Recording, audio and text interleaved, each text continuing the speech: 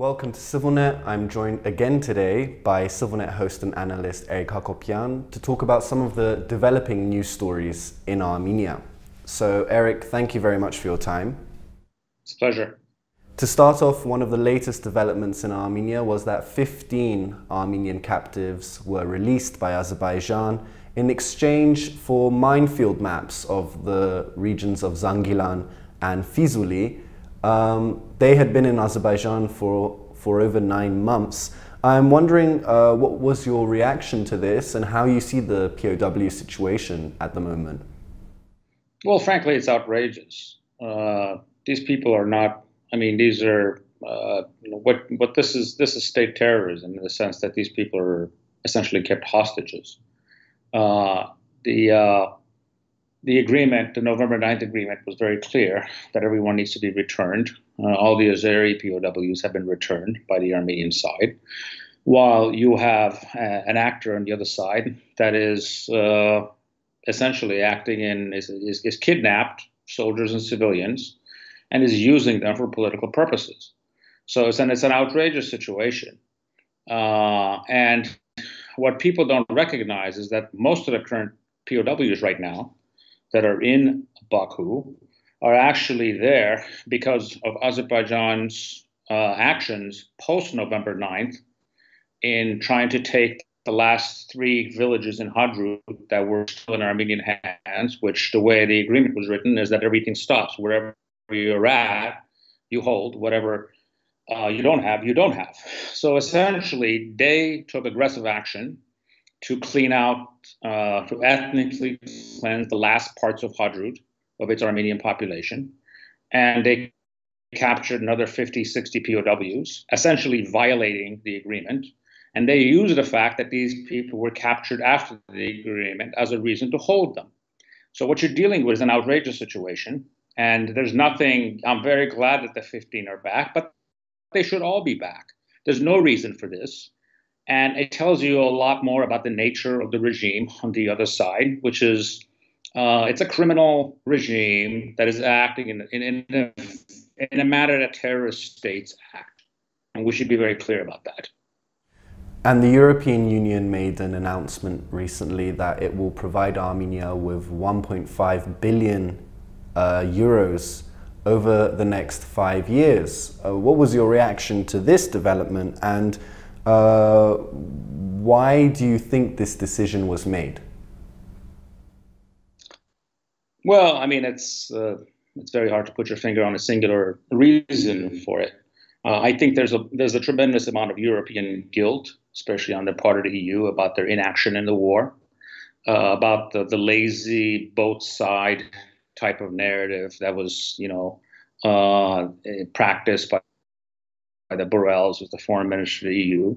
I think there's an element of guilt about what happened, and this is a way of making that up. It's also the fact that, we had elections a couple of weeks ago in which Armenia, despite all of this, despite being, failed and betrayed by most of the Western democratic world, still stayed on the democratic path. So overall, I think it's a good thing. More foreign, especially European involvement in Armenia is generally a good thing. But I think the reasons for it have to do with the current political situation in Armenia, and in the broader sense, the built-in guilt that is there about what happened in Artsakh and how especially Western European powers neglected what happened there, the ethnic cleansing and then the attempt at genocide during those 44 days. And also in terms of domestic politics, one of the key figures of Prime Minister Nikol Pashinyan's team, Arsen Torosyan, his chief of staff, has been relieved of his post and replaced by ex-education minister Eric Hacopian. And this has been major news in Armenia. Can you explain why this has gotten so much attention and what you think of the Prime Minister's move? Well, I think it's major news because Arsen Torosyan was one very close to the Prime Minister, and two, one of the most capable people in that government. And I think he had actually done a lot to better the form of leadership and decision making in the Prime Minister's staff. And the person who was replacing him did not have a stellar record when he was education minister. So I think losing someone of his caliber in a state that frankly doesn't have too many competent people is not a good thing. So I was disappointed to see him go because I thought he was a very good chief of staff. And I was hoping if he's going to go to a more substantial position. At this point, I know he's still going to be in parliament, but I think this news is a disappointment as far as I'm concerned. And in terms of the ongoing border crisis in Syunik and Gerarkunik, Armenia had applied to the CSTO, which is a Russian-led military bloc, for assistance.